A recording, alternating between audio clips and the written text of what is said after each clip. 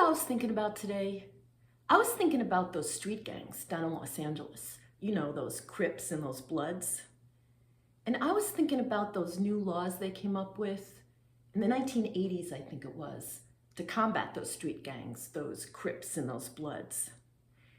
And if I remember rightly, the gist of what those new laws were saying was, if you join one of these gangs and you're running with them, and down the block one night, unbeknownst to you, one of your fellow Crips or fellow Bloods shoot up a place or stab a guy, well then, even though you may not know nothing about it, and even though you may have been standing on a street corner minding your own business, what those new laws said was, you're still culpable. You're still culpable by the very act of having joined one of those Crips or those Bloods in the first place. Which got me thinking, Father, this whole type of situation is kind of like you church boys, ain't it?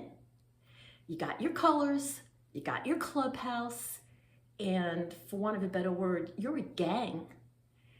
And if you're upstairs smoking your pipe and reading your Bible while a fellow gang member is downstairs fucking an altar boy, well, Father, just like those Crips and just like those Bloods, you're culpable. Because you joined the gang, man. And I don't care if you never did shit and never saw shit and never heard shit.